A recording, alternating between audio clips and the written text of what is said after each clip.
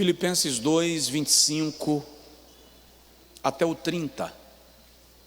Eu estou falando toda terça-feira com os irmãos sobre algum personagem desconhecido, ou pelo menos não tão conhecido, da Bíblia.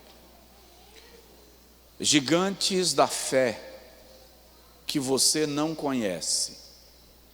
Já falei lá no Antigo Testamento sobre Jabez, falei sobre Emã, falei sobre Purá, falei sobre Axa, falei sobre Rispa e falei sobre quem?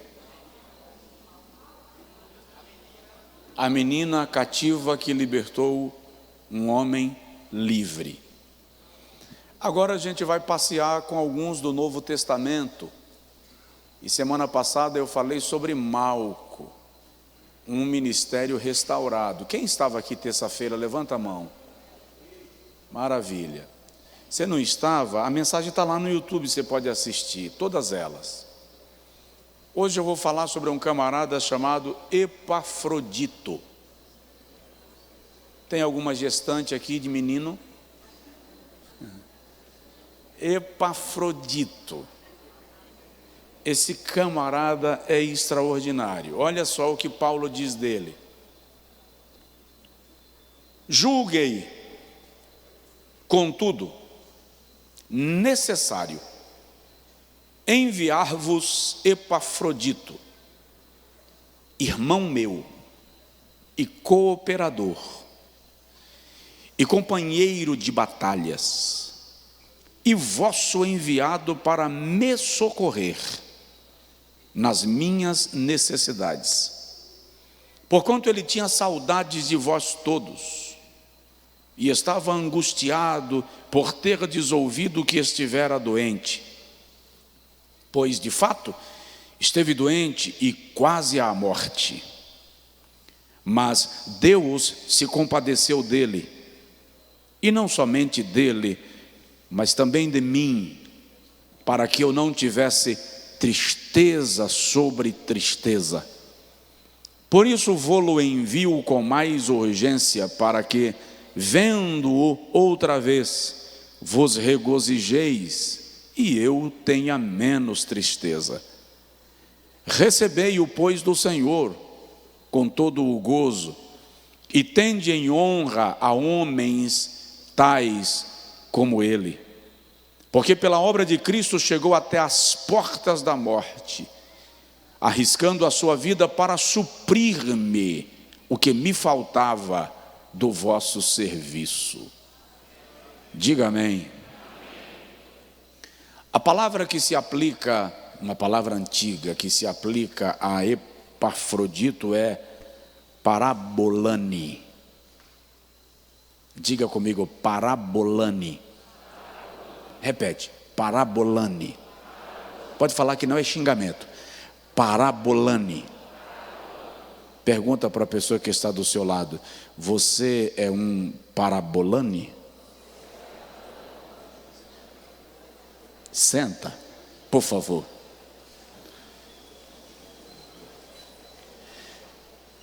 Eu vou dar um tema. Epafrodito, amigo e irmão.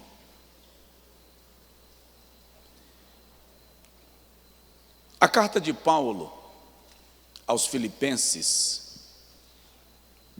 é uma carta riquíssima em gratidão, ternura, assim como uma carta de alegria. Aliás, ela é chamada de carta da alegria. A carta de Paulo aos Filipenses é chamada de carta da alegria. É uma das cartas que Paulo escreveu quando estava em prisão, já aguardando a sua sentença. Na prisão, Paulo escreveu 5 epístolas. Esta é uma delas, o que significa que a carta não foi escrita no melhor cenário, nem no melhor estado emocional do apóstolo. Apesar disto, ela é chamada de carta da alegria. Paulo, como defensor da fé, estava preso em Roma, seria julgado e condenado e executado. Esta carta é como um diário. Paulo escreve a carta abrindo a sua intimidade, o seu coração, e ele compartilha muito das suas experiências pessoais na vivência do apostolado como pregoeiro da fé, como missionário e anunciador de boas novas. Talvez em nenhuma outra carta Paulo abra tanto o seu coração para falar de si mesmo como na carta aos Filipenses. Incrivelmente, os estudiosos entendem que a nota dominante da carta é a alegria. E esta alegria que Paulo esboça aos Filipenses está na expectativa da iminente volta do Senhor Jesus. Por pelo menos 5 vezes Paulo trata da volta do Senhor Jesus na carta aos Filipenses, e todas as vezes com muito júbilo, com muita expectativa, com muita alegria. Por exemplo, no capítulo 1, versículo 6, ele diz: tendo por certo isto mesmo, que aquele que em vós começou a boa obra a aperfeiçoará até o dia de Cristo. Ele está dizendo que até que chegue o dia de Jesus voltar, a obra que já foi começada em nós está em processo de aperfeiçoamento. Você, eu, nós estamos em processo de aperfeiçoamento. Só um disse amém, eu não entendi. Você e eu, nós estamos em processo de aperfeiçoamento. No versículo 10, Paulo volta a falar do assunto. Ele diz: para que aproveis as coisas excelentes, a fim de que sejais sinceros e sem ofensa até o dia de Cristo. Outra vez ele volta a mencionar o dia de Cristo aos Filipenses. E em outras ocasiões, no capítulo 2, no capítulo 3 e no capítulo 4, Paulo deixa muito claro que a razão da sua alegria, apesar de estar preso, é que ele tinha certeza que Jesus vai voltar. Alguns escritos de Paulo dá-se até para entender que Paulo tinha uma certa expectativa que Jesus voltasse antes da sua morte, antes da morte de Paulo. Por exemplo, quando ele escreve aos Tessalonicenses, ele diz assim: porque o mesmo Senhor descerá do céu com alarido e com a voz do arcanjo e com a trombeta de Deus, e os que morreram em Cristo ressuscitarão primeiro, depois nós, os que ficarmos vivos, seremos arrebatados. Ele se inclui, ele não se coloca na lista daqueles que estariam mortos e ressuscitariam primeiro, ele se inclui na lista daqueles que estariam vivos. Nós, os que estivermos vivos, seremos arrebatados. Parece que Paulo tinha a expectativa que a volta de Jesus seria ainda antes, mas ele deixa muito claro que ainda que não fosse, ele diz: a coroa da justiça, escrevendo a Timóteo, está guardada, reservada, a qual o justo juiz me dará a mim, e não somente a mim, mas a todos quanto anelarem a sua vinda.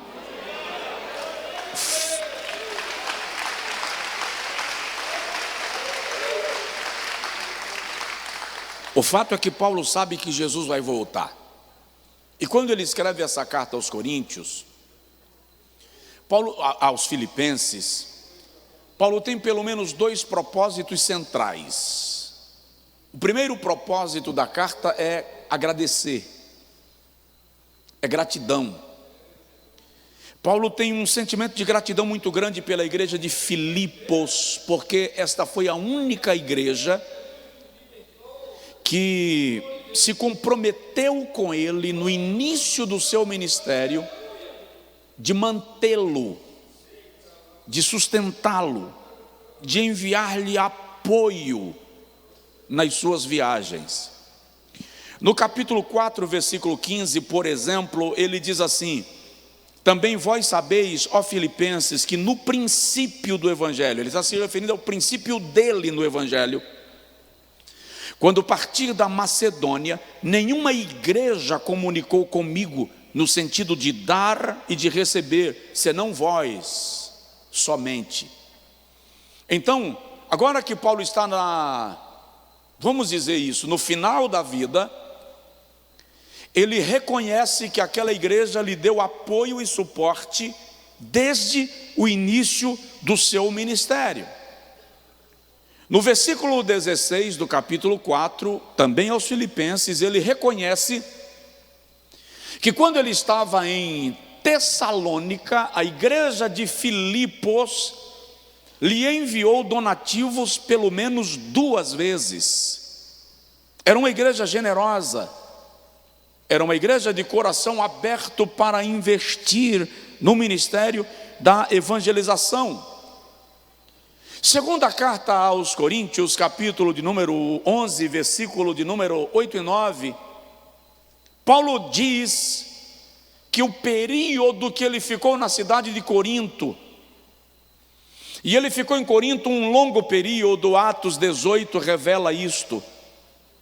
Naquele período que ele ficou na igreja de Corinto, a igreja de Filipos o mantinha, o sustentava, enquanto estava pregando aos coríntios. Tecnicamente, ou pela lógica, a igreja de Corinto era quem deveria mantê-lo, porque ele estava cuidando dela. Mas Paulo teve muitos problemas com a igreja em Corinto. Então, a igreja de Filipos lhe sustenta no desenvolvimento do seu ministério naquela cidade portuária. E mais na frente, segundo aos Coríntios, capítulo 8, versículo 1 ao versículo 5, quando Paulo está para viajar a Jerusalém, e ele faz uma campanha para enviar donativos para a igreja de Jerusalém, porque há uma grande fome na Judéia.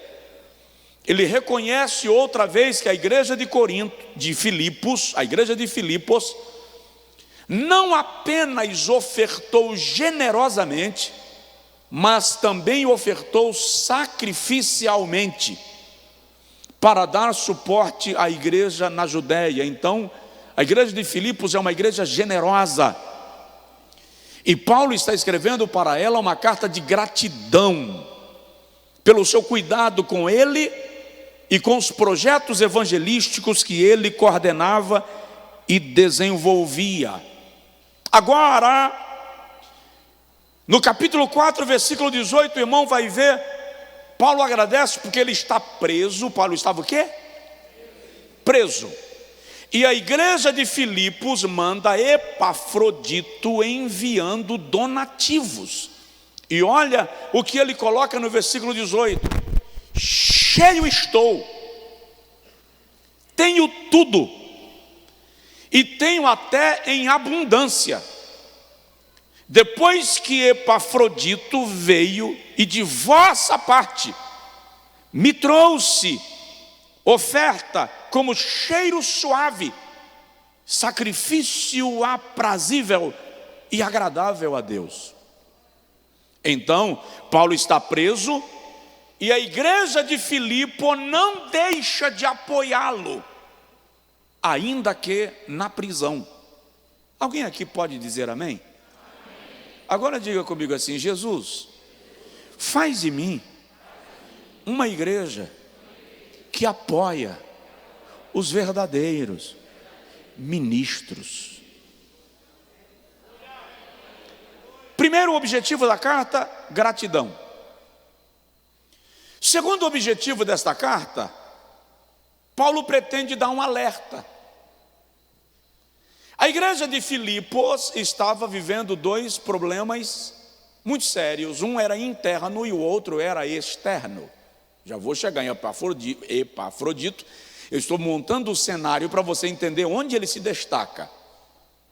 A igreja de Filipos estava vivendo um problema interno e um problema externo. Qual era o interno? Havia um clima de desunião, de competição no interior da igreja. presunção e o egoísmo estava causando divisão e murmuração. Por exemplo, no capítulo 2, versículo 3 e 4, Paulo diz assim: nada façais por contenda ou por vanglória, façais tudo com humildade e com mansidão. Não queira ser superior ao seu irmão, pelo contrário, considere-o superior a você. No versículo 4 ele diz: não olhe cada um somente para o que é seu, larga a mão de egoísmo, importe-se também com aquilo que é do outro. Então, apesar de ser uma igreja generosa, era uma igreja que estava sendo minada pela presunção e pelo egoísmo, de modo que no capítulo 2, versículo 14, Paulo reconhece que aquele clima de competição no ambiente da igreja estava gerando murmurações. Por isso que no versículo 14 ele diz assim: fazei todas as coisas sem murmurações e sem contendas. Fala sério, dá uma olhadinha no irmão do seu lado e fala com ele assim: para de contenda, não se envolva com briga, não se envolva com disputa. Era uma igreja generosa, mas uma igreja que precisava de um toque de alerta. E é incrível, capítulo 4, versículo 2, havia em Filipos, na igreja de Filipos, duas irmãs, e parece que elas eram influentes, e aquelas irmãs estavam num clima de fofoca, uma contra a outra, que estava afetando a igreja. Eram duas senhoras que estavam causando uma guerrinha tão grande no ambiente da igreja que o corpo estava adoecendo. Paulo diz assim: rogo a irmã Evódia, alguma gestante de menina, rogo a irmã Evódia e a irmã Sintique que sintam a mesma coisa no Senhor, que tenham o mesmo sentimento no Senhor. Ou seja, essas duas senhoras estavam criando um clima de hostilidade no ambiente da igreja. E Paulo está tratando disso porque esse ambiente de ausência de comunhão afetava a saúde da igreja. Presta atenção nisso. Se você está num clima de competição, desunião, fofoca, murmuração, implicância com o outro, você está comprometendo a saúde da igreja. Se conserta, entra no prumo. Você é membro do corpo e Jesus quer abençoar o corpo inteiro através de você também. O segundo detalhe que Paulo percebe dentro do alerta que ele está dando à igreja é que ela estava sendo ameaçada pelas heresias.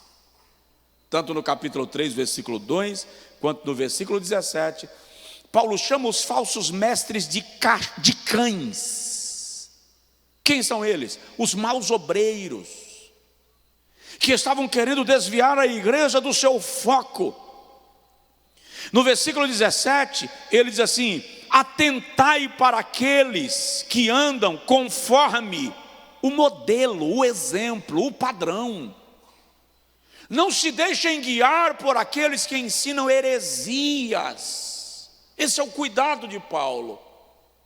E é dentro desse cenário que no capítulo 2, Paulo destaca 4 pessoas como modelos de abnegação, de renúncia e de entrega. Quem são os 4? Primeiro, Paulo faz menção do próprio Cristo como modelo de abnegação e entrega. Capítulo 2, versículo 5 a 11, Paulo diz: de maneira que haja em vós o mesmo sentimento que houve também em Cristo Jesus, que, sendo em forma de Deus, Não teve por usurpação o ser igual a Deus, mas esvaziou-se a si mesmo, renunciou. Sendo em forma de Deus, não teve por usurpação ser igual a Deus, mas esvaziou-se a si mesmo e assumiu a forma de homem. E achado na forma de homem, tornou-se servo. E sendo servo, foi obediente até a morte. Paulo mostra como Jesus desce da sua posição por nossa causa. Foi obediente até a morte e morte de cruz. Aí Paulo diz, pelo que também Deus o exaltou soberanamente e lhe deu o nome que está acima de todo nome, para que ao nome de Jesus se dobre todo o joelho dos que estão nos céus e na terra e debaixo da terra, e toda a língua confesse que Jesus Cristo é o Senhor, para a glória de Deus Pai. O segundo modelo e padrão que Paulo coloca para que a igreja de Filipos observe é ele mesmo. No capítulo de número 2, versículo de número 17 e 18, ele diz: contudo, ainda que eu seja derramado como libação, oferecido como sacrifício e serviço da vossa fé, folgo e me regozijo em vós. E pela mesma razão, folgai vós também e regozijai-vos comigo. Paulo está dizendo assim: se o motivo da minha morte, se o motivo do meu sacrifício sois vós, morro com alegria, alegrai-vos também. Depois ele cita um terceiro obreiro digno de ser observado como modelo, Timóteo. Está aqui no capítulo 2, versículo de número 19 a 24. Eu vou ler porque eu quero que você entenda as colocações de Paulo. Olha o que Paulo diz de Timóteo: ora, espera no Senhor Jesus, enviar-vos em breve Timóteo, para que também eu esteja de bom ânimo, sabendo as vossas notícias. Porque nenhum outro tenho de igual sentimento, que sinceramente cuide de vosso bem-estar. Pois todos buscam o que é seu, e não o que é de Cristo Jesus. Mas sabeis que provas deu ele de si mesmo, que, como filho ao Pai, serviu comigo a favor do Evangelho. A este, pois, espero enviar logo que eu tenha visto como há de ser o meu caso. Paulo está mencionando que ele confia em Timóteo, e ele diz: nenhum obreiro tem o mesmo sentimento que ele, que como um pai se doa ao filho, assim ele doou-se por vocês. É disso que nós estamos precisando, de obreiros dispostos a doarem-se, entregarem-se. Mas Paulo cita um quarto obreiro digno de referência, e o nome dele é Epafrodito. Diga comigo, Epafrodito. Aprende a falar o nome do rapaz. Epafrodito, vamos lá? Quem é ele? O que ele fez a Paulo para no capítulo 2, versículo 25 a 30, Paulo fazer uma menção tão honrosa dele? Olha o que Paulo diz: julguei necessário enviar-vos Epafrodito. E ele diz: ele é irmão meu, cooperador e companheiro de batalhas. Lá na frente ele diz, versículo 29, tende em honra homens como ele, recebam-no com honra. O que Epafrodito fez? Quem é ele? O seu nome significa amável, gracioso, generoso. Vamos destacar desse texto algumas coisas que Paulo diz de Epafrodito para o irmão entender. E ele começa dizendo: é irmão meu, cooperador e amigo. De quantas pessoas do teu convívio você pode usar esta expressão? Irmão meu,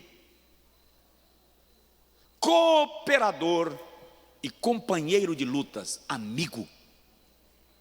E é interessante que a palavra irmão meu aqui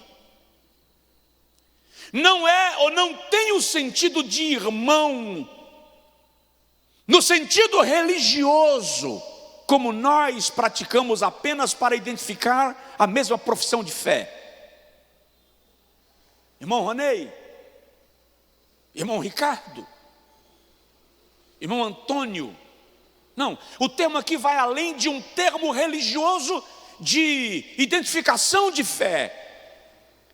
O termo aqui é um termo que aponta para uma amizade que é no nível de irmandade. É um amigo irmão.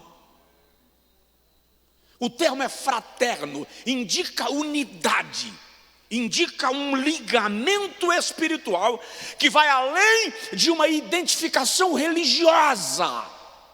É um amigo irmão, um irmão em quem eu posso confiar, um amigo com quem eu posso contar.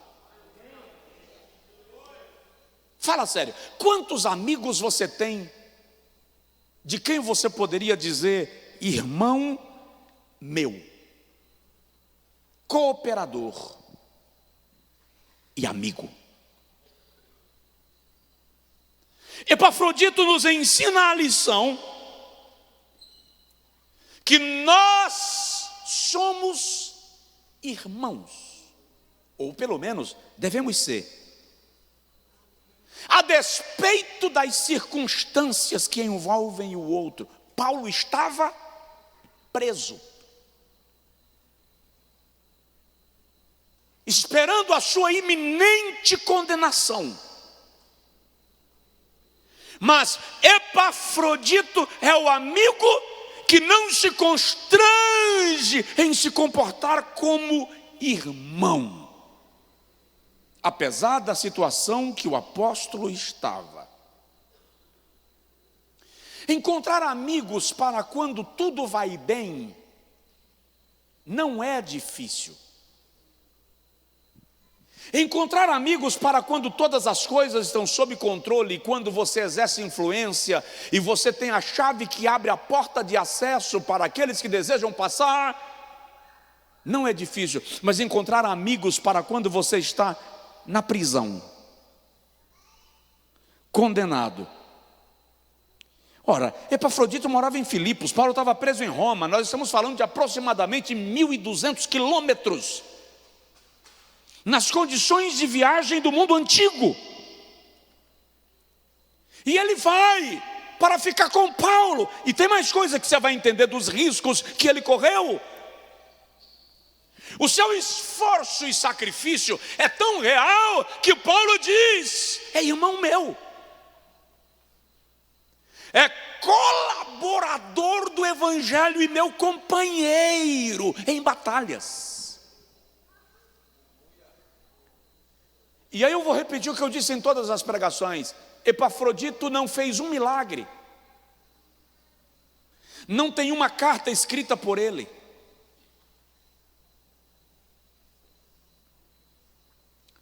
Não existe registro de uma igreja que ele fundou. Mas o apóstolo dos gentios, o homem mais influente da história do cristianismo, sobretudo no primeiro século, Paulo é o homem que organiza a estrutura doutrinária do cristianismo. Na prisão e carregado de tristeza, Epafrodito é a sua alegria. Para que você entenda que sempre ao lado de alguém que está exercendo impacto e influência, existe um silencioso amigo, garantindo equilíbrio emocional e estabilidade psicológica. Você tem um amigo assim? Segundo, Vamos entender um pouco mais dele. Além de ser irmão e amigo, ele é um portador de boas novas. Se o irmão lê o capítulo 2, versículo 30, veja só: porque pela obra de Cristo chegou até as portas da morte, arriscando a sua vida, para suprir-me no que faltava do vosso serviço. Ou seja, vocês enviaram donativos, mas não poderiam estar aqui. Mas ele veio trazendo os donativos e conforto. Aí no capítulo 4, versículo 18, Paulo diz: cheio estou, tenho abundância, desde que recebi de Epafrodito o que de vossa parte me foi enviado, como cheiro suave e sacrifício aceitável e agradável, aprazível a Deus. Preste atenção nisso. Epafrodito é o homem que leva os donativos de Filipos para Paulo. Mas ele também é a pessoa que traz a carta. Essa carta que Paulo escreveu para os filipenses, é Epafrodito quem traz para a igreja. Presta atenção, ele vai levando conforto e apoio, e volta trazendo orientação pastoral. Epafrodito não vai sem causa, nem volta sem causa. Ele leva conforto e traz orientação. Lá vai uma pergunta: quando você visita alguém, o que você leva?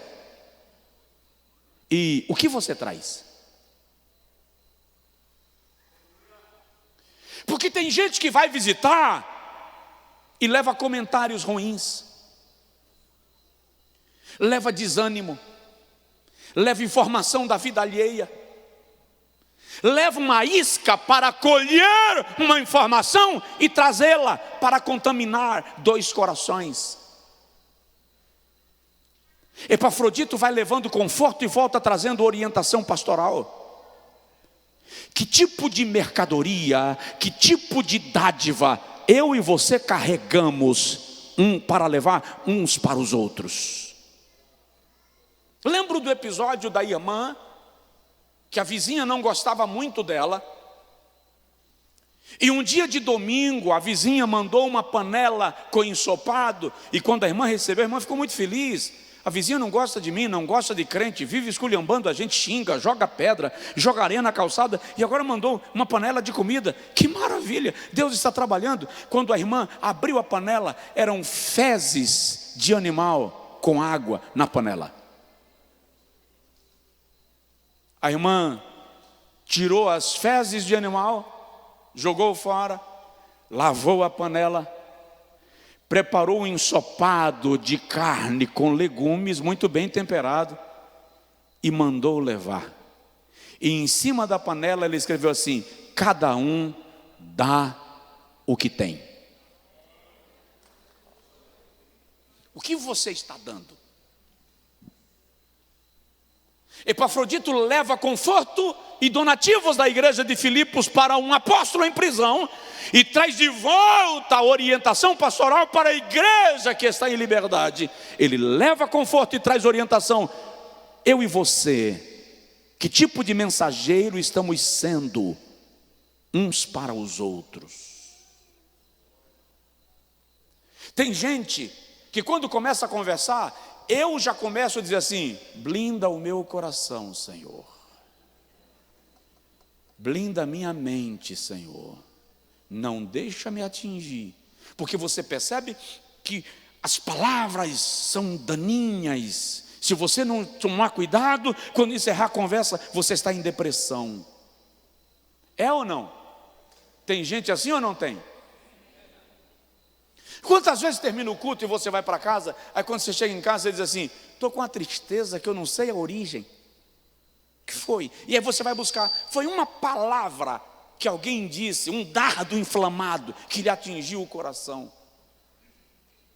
Pergunta para a pessoa do seu lado aí, por favor: que tipo de mensageiro é você? Terceiro, Epafrodito nos ensina. Paulo diz dele, versículo 25, ele é meu companheiro em combates, aquele que luta comigo. É interessante que a expressão de Paulo dá a entender, numa análise cuidadosa do texto, que embora Paulo está preso, Epafrodito não tem o sentimento de está preso porque quer, está preso porque se meteu em confusão. Epafrodito não entende que o problema é de Paulo, ele entende que aquela batalha é nossa, e se é nossa, eu vou estar do lado.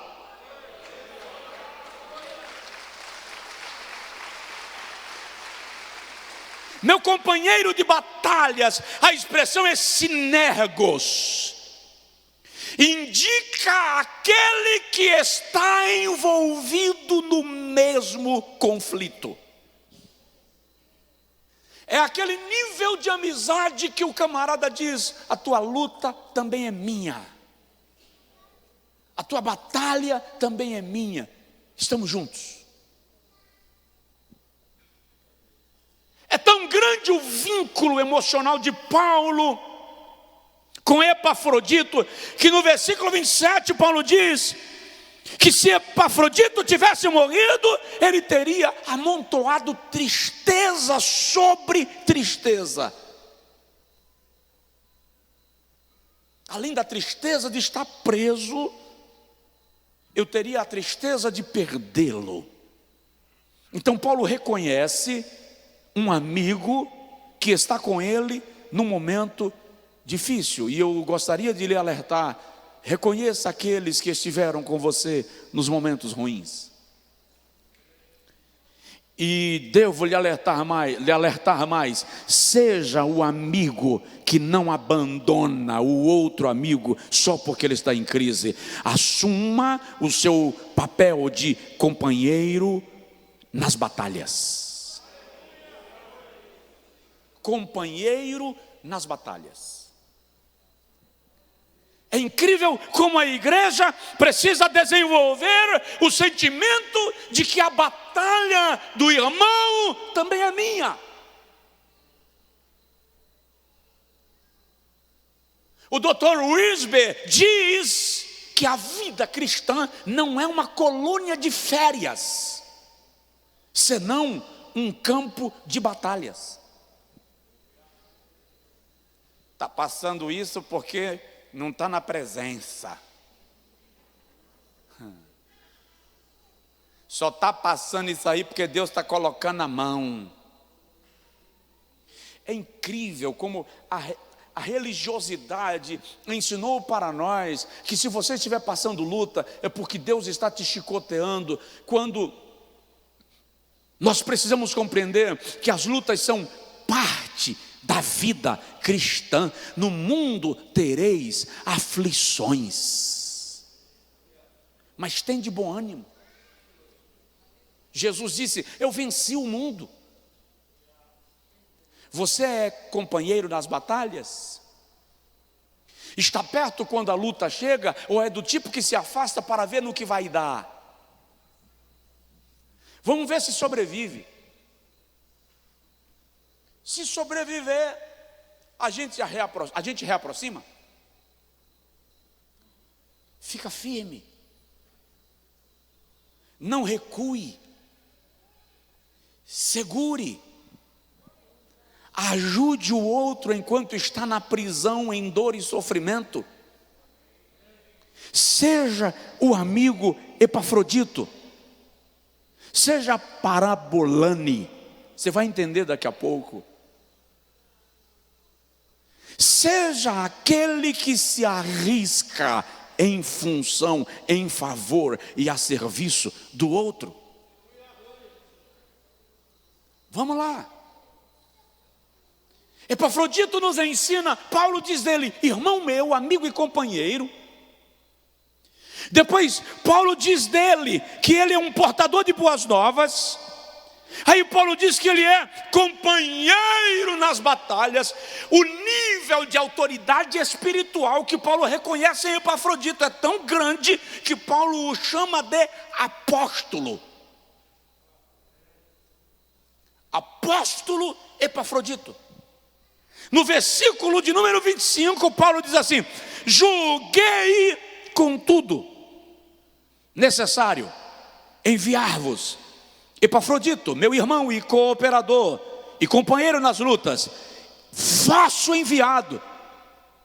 Vocês me enviaram e eu o estou enviando. A palavra apóstolo significa enviado. Aquele que foi enviado com uma missão, aquele que foi enviado com uma mensagem, aquele que foi enviado para um propósito. Ele é um homem enviado para comunicar uma mensagem. E o incrível é que Epafrodito não foi apenas enviado com uma oferta, ele foi enviado como uma oferta. É diferente, porque mandar uma oferta é uma coisa, ser a oferta é outra coisa. E Paulo diz, ele veio trazendo os donativos, mas além disso, veio me socorrer. No versículo 30 ele diz, ele me supriu naquilo que vocês não puderam fazer.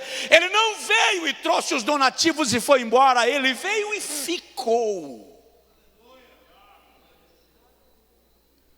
Se colocou como a oferta. O amigo leal e genuíno não apenas dá, se dá.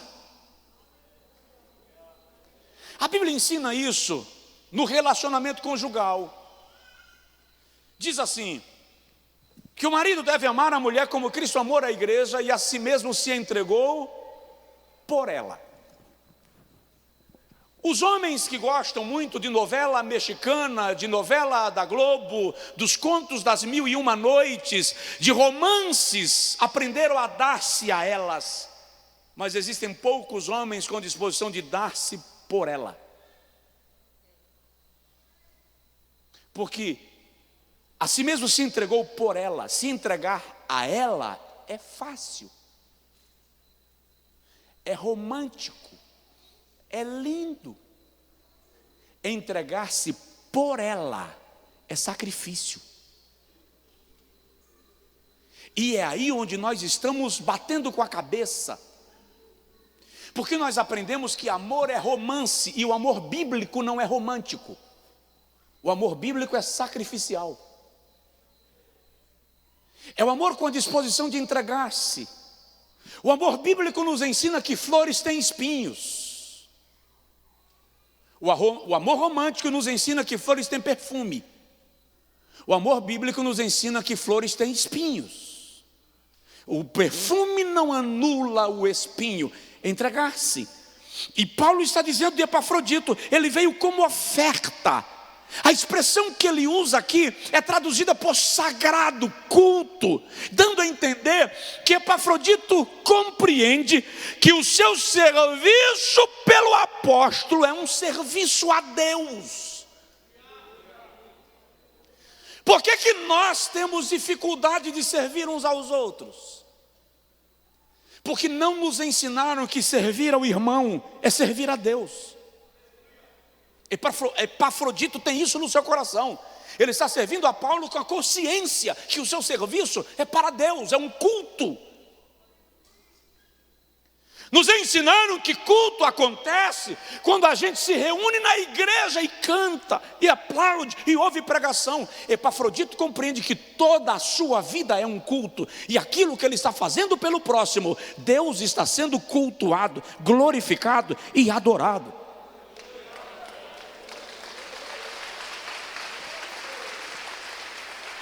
Por que nós nos tornamos frios emocionalmente? Por que nós vemos pessoas passando necessidade e podemos fazer alguma coisa e não fazemos?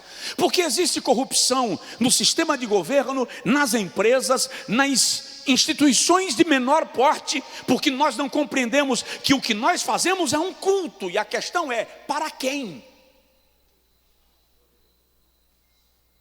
Eu estou cultuando alguém. A palavra culto vem da mesma raiz da palavra cultura. Então a minha cultura é o meu culto. Se eu coloco na minha cultura a disposição de servir, eu estou prestando um culto. Se eu coloco na minha cultura a disposição de saquear, de tomar, eu estou prestando um culto. Então o meu estilo de vida é um culto. quem? Epafrodito entende que o que ele estava fazendo por Paulo era um culto a Deus. Deus estava sendo louvado na sua postura. De modo, queridos, que nós precisamos começar a nos perguntar do nosso estilo de vida, quem está sendo glorificado? Porque a minha cultura glorifica alguém. E Epafrodito, Paulo diz, ele é um apóstolo, ele vem com a mensagem, mas ele não traz apenas uma oferta, ele é uma oferta. Quando auxiliamos alguém, estamos sendo uma oferta.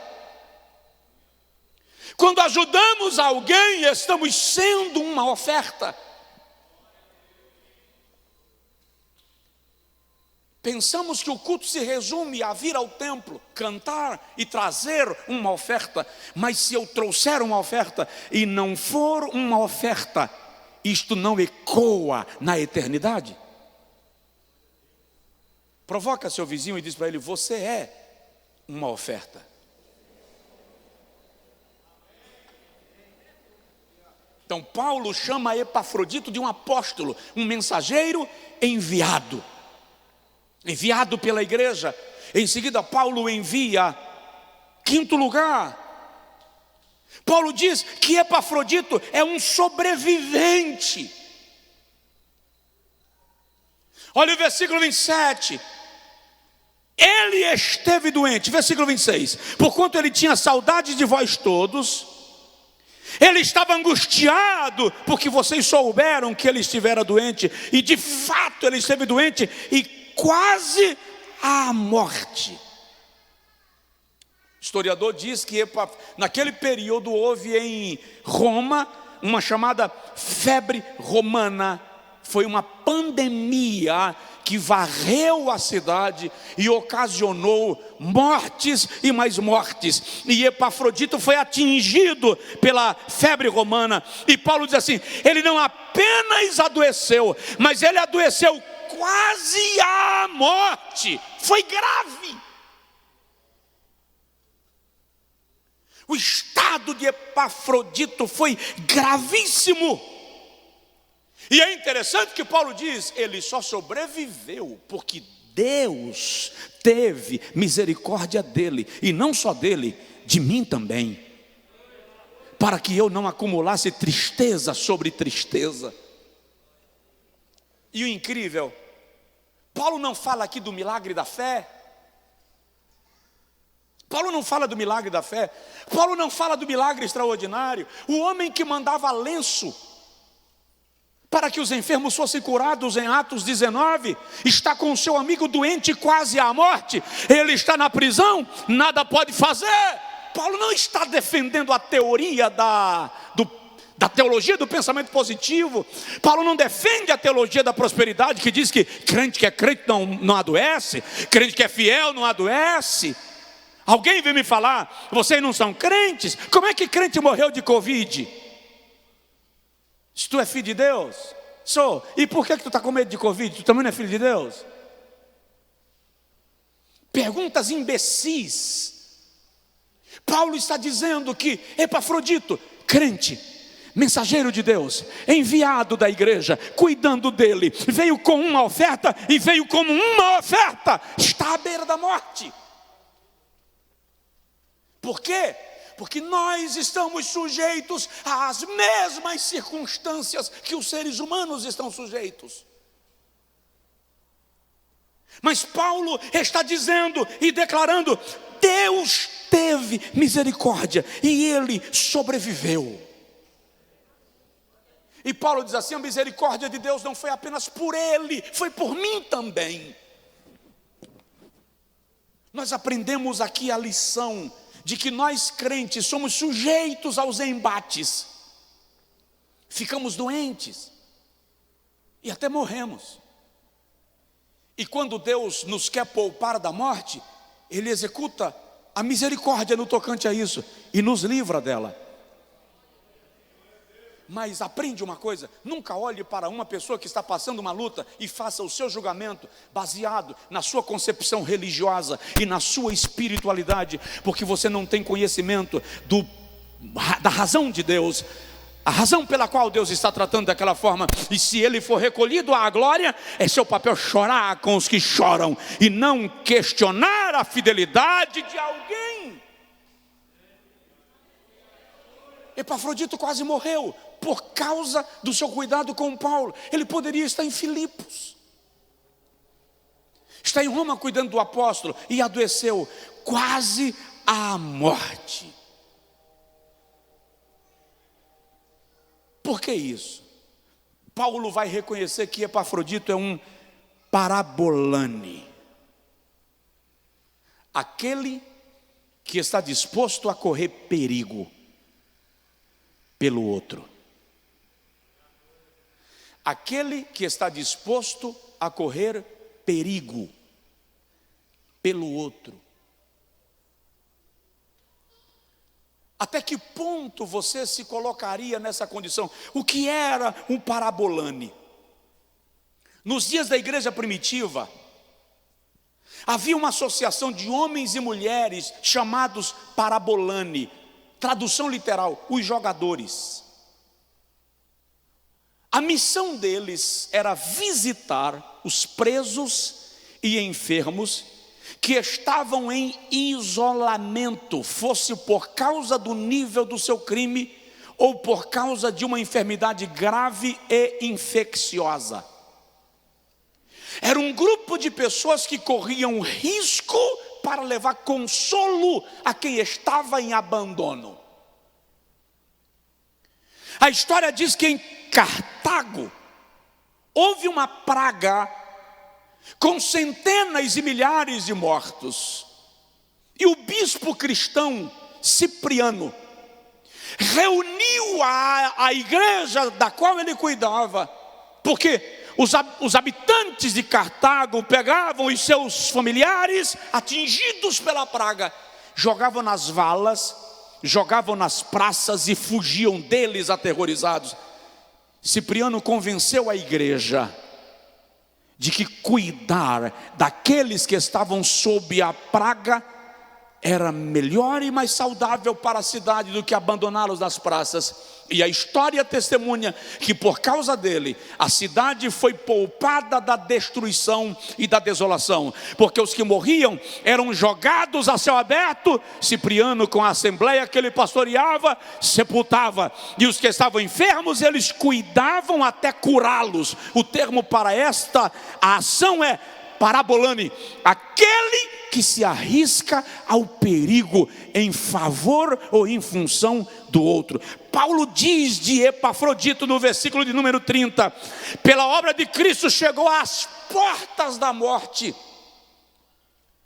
Epafrodito chegou perto da morte, e Paulo diz no versículo 30, arriscou a sua própria vida para me dar o que eu precisava.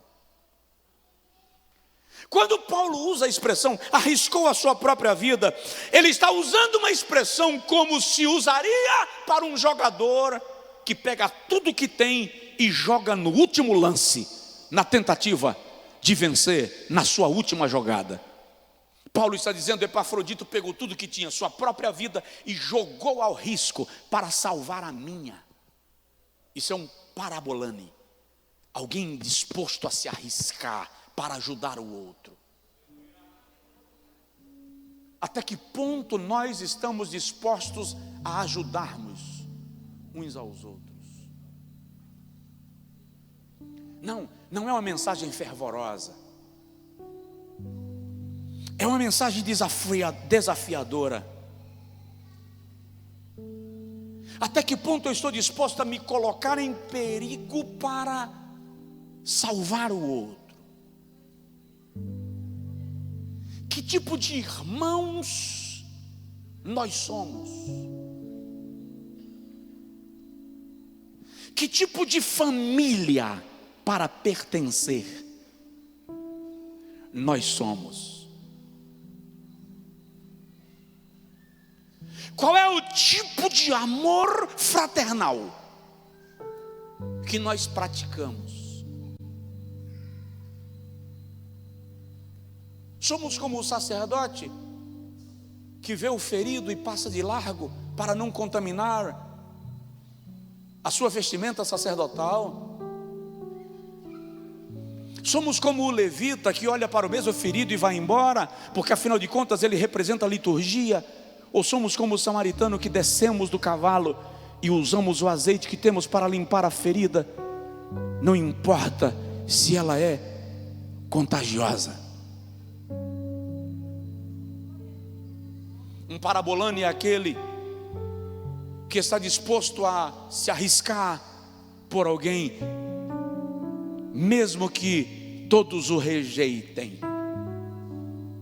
Muitas vezes o que ele precisa é de alguém com a disposição de admiti-lo, de assimilá-lo, de aceitá-lo.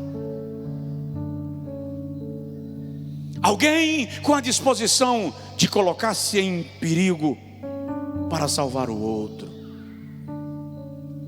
Não se abandona um soldado ferido. Não se abandona alguém que foi atingido na guerra. Se você sabe de alguém, teu amigo, teu irmão, que andava contigo e você se afastou dele ou dela por causa de algo que aconteceu e que vai de encontro às suas convicções, se você o abandonou, o seu estado é pior do que o estado daquele que sofreu a adversidade. Volta e vai buscá-lo.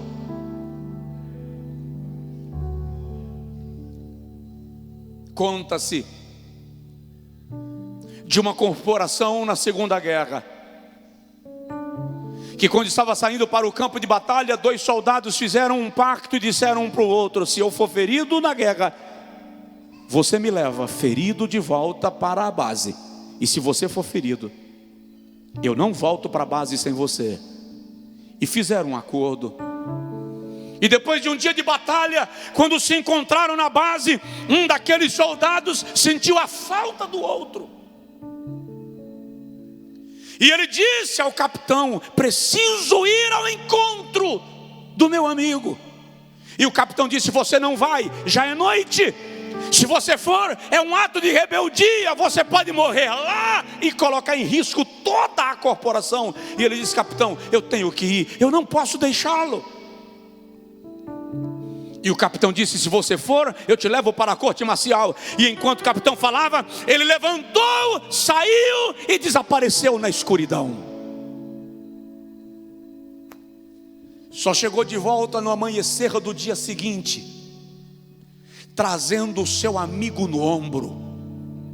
Mas o amigo estava morto.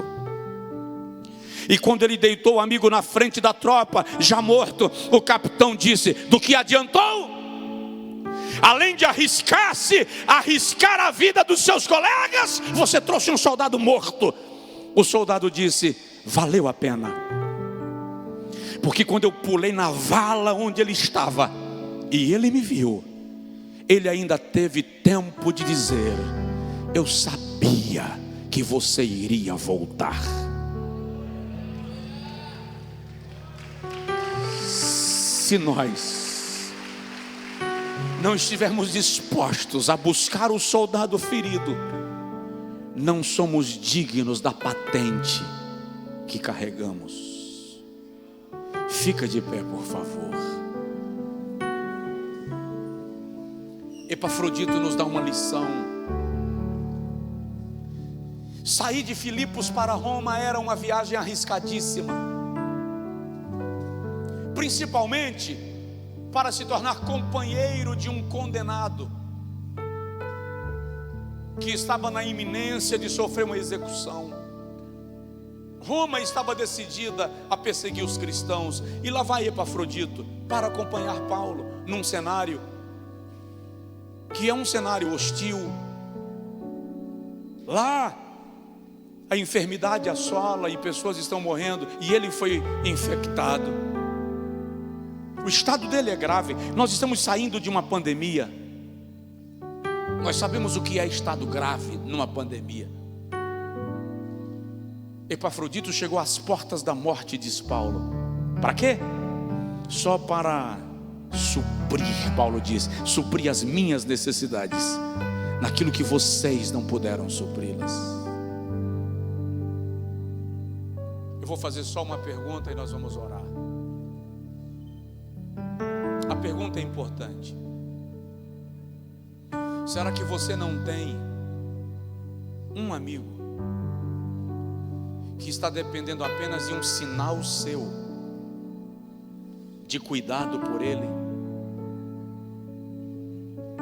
Uma amiga, alguém que está precisando apenas de um sinal teu, de que você está a postos e com disposição de doar-se para socorrer. Quantas vezes tudo que um amigo precisa é de que alguém lembre dele. E eu tenho certeza que esta palavra está alcançando corações, porque nós somos mestres em abandonar na estrada aqueles que adoecem, que estão presos. Mas o alerta do Espírito Santo hoje é por lealdade. É para que hoje, depois do culto, o Espírito Santo vai trazer à tua memória alguém. Na verdade, na maioria das pessoas, o Espírito Santo já trouxe alguém à memória. Mesmo que você não esteja aqui no templo, está no culto online, mesmo que a pessoa que você lembrou não esteja aqui, está fora, hoje, depois do culto, faz uma ligação e diz para essa pessoa: estou ligando apenas para te deixar um abraço e dizer que o Espírito Santo me fez lembrar de você. E a depender do nível de amargura, ele vai dizer assim: deve ter sido Deus mesmo, porque ele está certo de que você não se importa com ele. E você vai dizer para ele: foi Deus, porque ainda que eu falhe contigo, o Senhor não falha. Ele lembra de você. E aprove a Deus fazer de mim um instrumento para ligar para você, para lembrar de você, para te alcançar. Ore comigo agora. Diga para Deus: faz de mim como um Epafrodito, que eu não seja apenas aquele que leva uma oferta, que eu seja a oferta, que eu esteja disposto a me doar por alguém, ajudar alguém, ainda que a situação desse alguém seja complicada, que eu seja uma resposta do céu. Ore comigo, pode orar, ore de verdade, peça ao Senhor isto, diga para Deus: faça de mim útil. Salvar uma alma é mais poderoso do que ganhar 1.000.000. Resgatar alguém é eterno. Deixa de lado a sua razão. O que está em questão agora é alma, é alguém. Jesus veio por nós.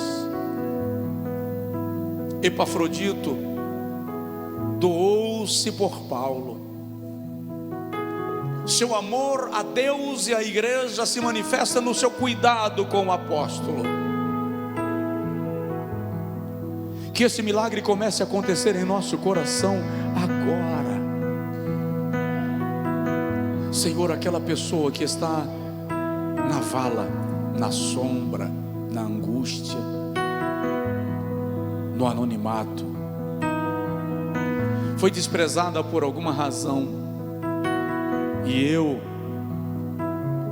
ela, ele, movidos por nossas razões, deixamos que ele permaneça na escuridão, sem ao menos saber qual a sua necessidade, porque nós somos pessoas arrogadas de direitos, arrogadas de razões, e incrivelmente, Deus, nós encontramos todos os argumentos para deixar um apóstolo velho na prisão. Afinal de contas, ele é inimigo do império, ele já foi julgado e vai ser condenado. O que eu vou fazer lá? Me arriscar por alguém que não tem mais jeito? Levanta Epafroditos na tua casa. Levanta, Senhor, igrejas como a igreja de Filipos, uma igreja generosa, de coração dado. Move o nosso coração em função daqueles que estão em prisões, sejam elas físicas, espirituais ou emocionais. Move-nos em direção a eles, não apenas com uma oferta, mas como uma oferta. Faz de nós ajudadores, faz de nós socorristas. Se não estamos aqui para socorrer aqueles que desfalecem, qual o nosso propósito? Nos usa em socorro de alguém, nos usa para estender a mão a alguém, nos usa para levantar o que caiu, nos usa, Senhor, como rachadores de lenha para acender o fogo daquele que morre de frio. Nos usa como aqueles que abrem o caminho para que alguém passe, ainda que nós não bebamos da fonte, mas que ninguém morra de sede, quando nós podemos lhe fazer chegar na rocha. Usa-nos, Senhor, usa-nos.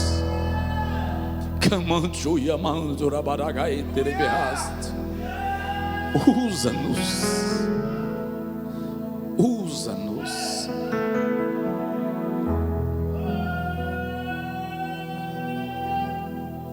Eu me lembro agora, e a gente canta. Preguei numa cidade do Piauí um dia pela manhã. Jones devia ter uns 10, 12 anos. Depois do almoço entrei no carro e vim embora. Já viajava com um colchão enrolado naquele espaço que fica entre o banco do passageiro e os bancos da frente, travesseiro e coberta, porque quando Johnny sentia sono ele deitava e dormia.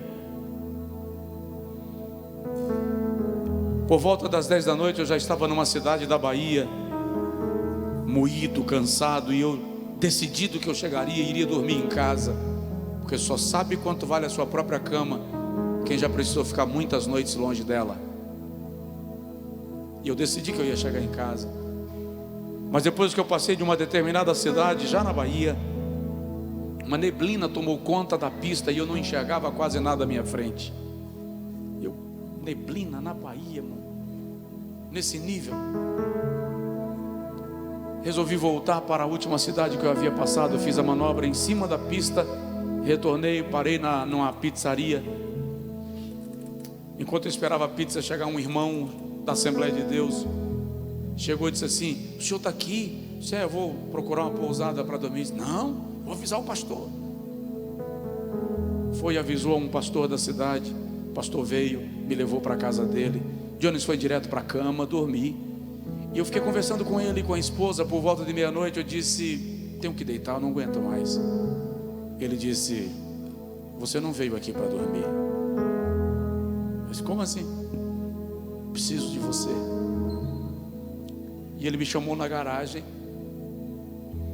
E ainda lembro claramente, no canto da parede, do lado do carro, perto do pneu dianteiro, tinha uma corda enrolada.